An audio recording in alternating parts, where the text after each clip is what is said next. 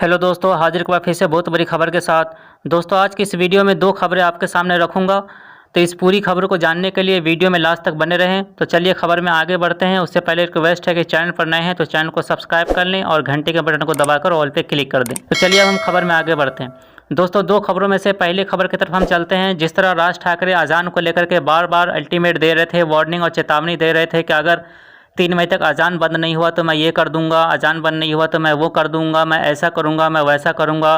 पूरे महाराष्ट्र के नहीं बल्कि फिर बाद में पूरे देश के युवाओं से कहने लगे थे कि आप भी मेरा साथ दें और आप भी जहां जहां अजान होगा तो मुसलमानों के मस्जिद के पास जाकर के हनुमान चालीसा बजाएं। कहीं ना कहीं उनकी वो गर्मी, उनकी वो वार्निंग, चेतावनी अब ठंडी पड़ती दिख रही है और अब राज ठाकरे की हैकरी निकलती दिख रही है। अब वो अजान को लेकर के ठंडे पड़ते दिख रहे हैं। और वहीं रविवार को अपना वो शक्ति प्रदर्शन किए थे औरंगाबाद में, जिसमें महाराष्ट्र सरकार की तरफ से 16 शर्तों के साथ शक्ति प्रदर्शन को करने का परमिशन दिए थे, जिसमें से 4 बातें ऐसी थी जिसका राज ठाकरे उल्लंघन किए हैं, जिसके आधार पर औरंगाबाद के पुलिस ने राज ठाकरे के नाम एफआईआर दर्ज कर लिया है। अब राज ठाकरे को जेल जाना पक्का है। अब वो जेल जा सकते हैं, उन्हें कोई भी नहीं बचा सकता। यही वजह है कि राज ठाकरे अब ठंडे पड़ते दिख रहे हैं और अजान को लेकर के उनकी जो गर्मी थी वो कम होती दिख रही है। और उनके जितने भी सपोर्टर हैं उनके अंदर एक बौखलाहट सी है, क्योंकि राज ठाकरे बहुत जल्द जेल जाने वाले हैं, जिसको लेकर के उनके जो जितने भी सपोर्टर हैं वो जगह जगह हंगामा करना शुरू कर दिया है। दोस्तों, वहीं दूसरी खबर मध्य प्रदेश के खारगोन से है, जहां 10 अप्रैल को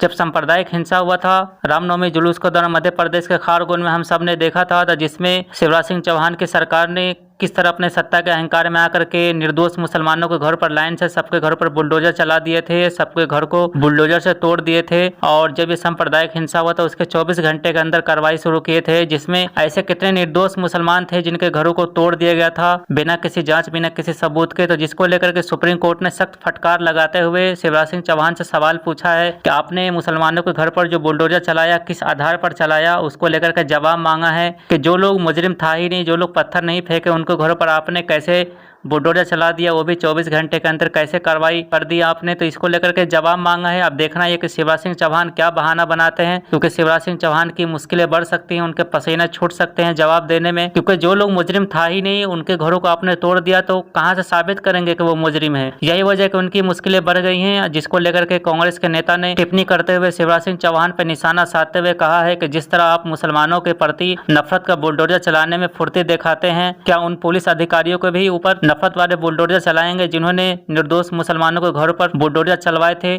तो क्या उनके घर पर बुलडोजर चलेगा? दोस्तों, ये इस वक्त की दो बड़ी खबरें हैं। एक तरफ शिवराज सिंह चौहान की मुश्किलें बढ़ती दिख रही है, तो वही दूसरी तरफ राज ठाकरे जेल जा सकते हैं। अजान को लेकर के जिस तरह वो बार बार धमकी और वार्निंग दे रहे थे, महाराष्ट्र का नहीं बल्कि पूरे देश का माहौल खराब करने की कोशिश कर रहे थे, जिसको लेकर के महाराष्ट्र की पुलिस ने राज ठाकरे के नाम एफआईआर दर्ज कर लिया है। और जिसको लेकर के जितने भी राज ठाकरे के कार्यकर्ता हैं वो सड़कों पर उतर गए हैं और उनका विरोध कर रहे हैं कि अगर महाराष्ट्र की पुलिस के अंदर दम है तो अरेस्ट करके दिखाए, फिर हम ये करेंगे वो करेंगे। वही दूसरी तरफ राज ठाकरे को लेकर के भी कांग्रेस के एक नेता है, उन्होंने कहा कि राज ठाकरे बीजेपी की रखेल है, बीजेपी की गोदी में बैठ करके वो राजनीति कर रही है। तो दोस्तों, अब देखना यह है कि राज ठाकरे कब अरेस्ट होते हैं और उनको जब जेल में डाला जाता है तो उनके जो कार्यकर्ता हैं क्या वो किसी तरह का तोड़फोड़ करते हैं या किसी तरह का कोई हंगामा करते हैं, वो तो वक्त आने पर पता चलेगा। वही तो दोस्तों, ये दो बड़ी खबरें हमने आपके सामने रखा है। इन खबरों को लेकर के आपकी क्या राय है? क्या राज ठाकरे जेल जाएंगे? इसको लेकर के उनके कार्यकर्ता सड़कों पर उतरेंगे उनके बचाव के लिए? वहीं दूसरी तरफ मध्य प्रदेश के शिवराज सिंह चौहान जो अपने आप को इस वक्त मामा बने हुए हैं और नफरत वाले बुलडोजर चला रहे हैं सिर्फ मुसलमानों पर, क्या उनके पास कोई जवाब होगा? जिस तरह सुप्रीम कोर्ट ने उनसे सवाल पूछा है कि आपने किस आधार पर मुसलमानों के घर पर बुलडोजर चलाया, शिवराज सिंह चौहान जवाब दे पाएंगे या कोई सबूत दे पाएंगे? वो तो वक्त आने पर पता चलेगा। तो दोस्तों, इन दो खबरों में से आपको कौन सी खबर बेहतर लगा हमें कमेंट बॉक्स में लिखकर जरूर बताएं। और इस तरह की खबर को देखने के लिए इस चैनल को जरूर सब्सक्राइब कर लें। वीडियो पसंद आए तो लाइक और शेयर जरूर करें।